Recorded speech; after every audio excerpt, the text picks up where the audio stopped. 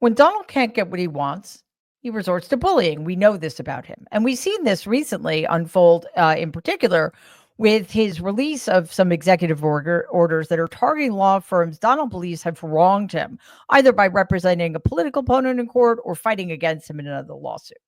As law firms are deciding whether to fight back against the Trump regime or appease it, Judge Richard Leon just handed down a major rebuke to Donald and his retaliatory tactics. Take a look at CNBC's coverage of the judge's ruling. Some news breaking in the last few minutes to tell you about. A federal judge in Washington, D.C. has blocked Donald Trump's executive order targeting the big law firm WilmerHale, calling that executive order, quote, unconstitutional. WilmerHale is the firm that employed former special counsel Robert Mueller.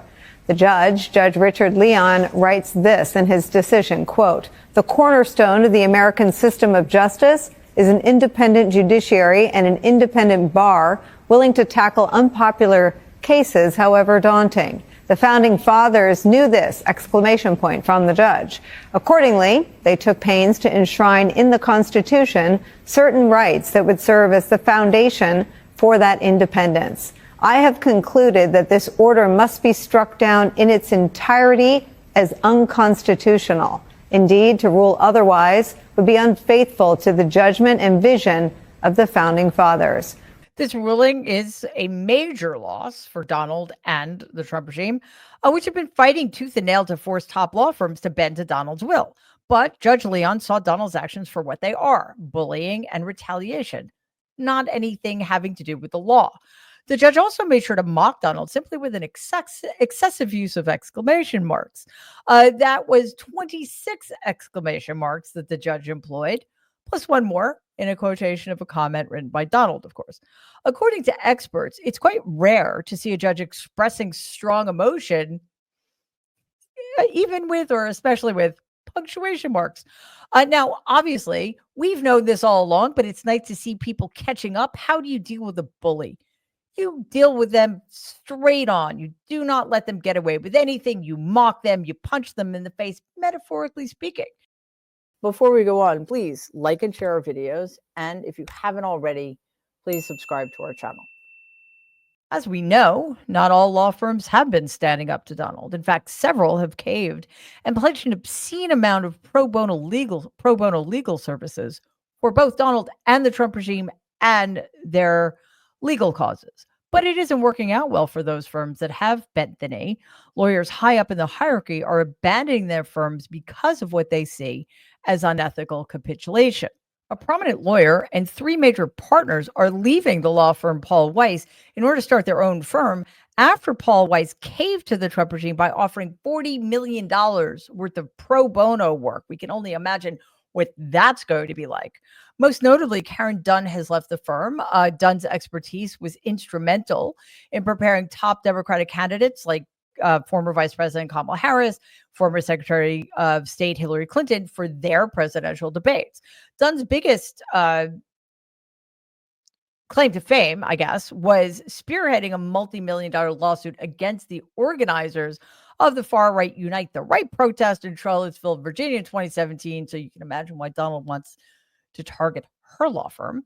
Also leaving the firm is Jeannie Rhee, a former Obama-era Justice Department official who previously represented Hillary Clinton in a lawsuit regarding her use of a private email server and later joined special counsel Robert Mueller's investigative team.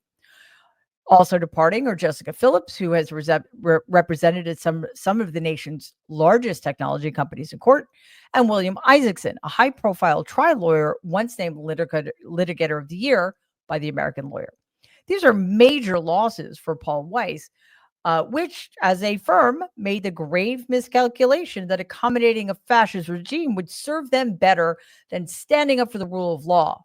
Because, as it turns out, although in the short term, caving to Donald might have saved them some financial and legal headaches, there are now major repercussions for them in terms of their reputations, but also in terms of the reluctance big clients are showing to continue to give Paul Weiss their business. And that is as it should be. Now, here's the thing, though.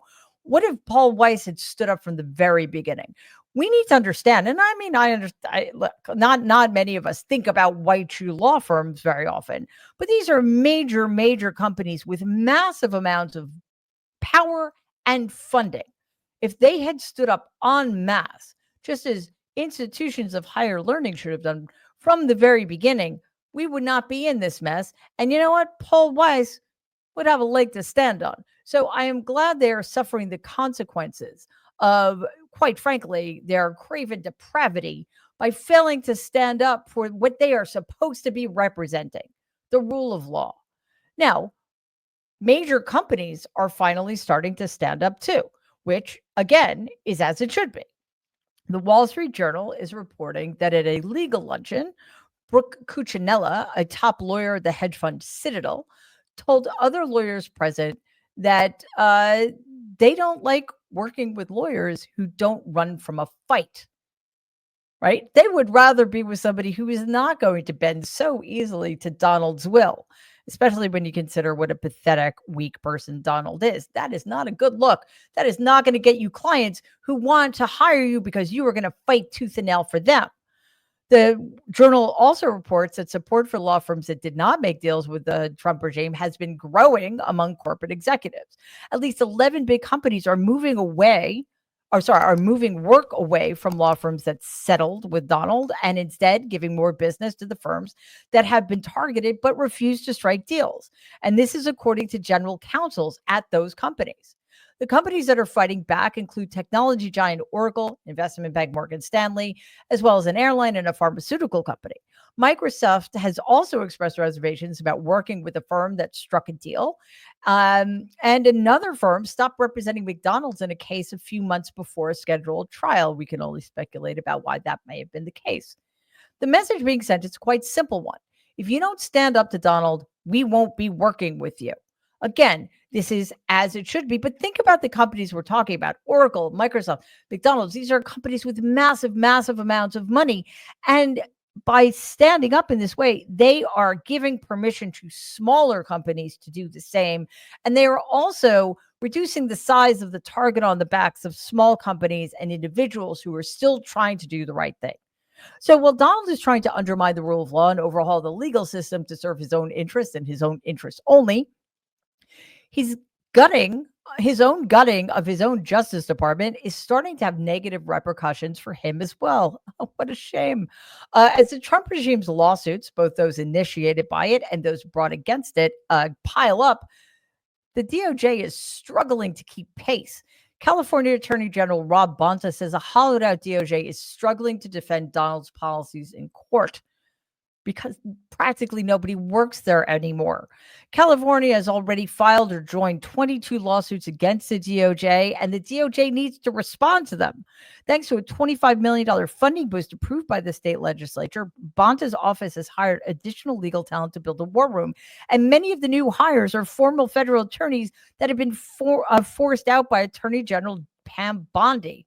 That, my friends, is what they call poetic justice, because here's the thing. Many sections of certain departments of the DOJ have lost up to 70% of their staff. And that includes not just attorneys, but paralegals and support staff of other kinds, right? Up to 70%. Why? Well, in some cases, it's because people just could not stomach continuing to work for a fascist regime, which has proven since day one that it does not believe in the rule of law, and it wants to turn the Department of Justice into an entity that is the private law firm of one person and one person alone, Donald Trump. But then there's the overreach of Attorney General Pam Bondi and her boss. They wanted to force people out because they want to replace people with sycophants who will do the Trump regime's bidding or not replace people at all in order to weaken the rule of law in this country even further. So good for you guys. Mission accomplished. You don't have people who are competent enough or knowledgeable enough, or you don't have people at all to represent you in a court of law, which, by the way, for you is in the long run probably a good thing, because you do not, in any of these cases, as far as I can tell, have one leg to stand on.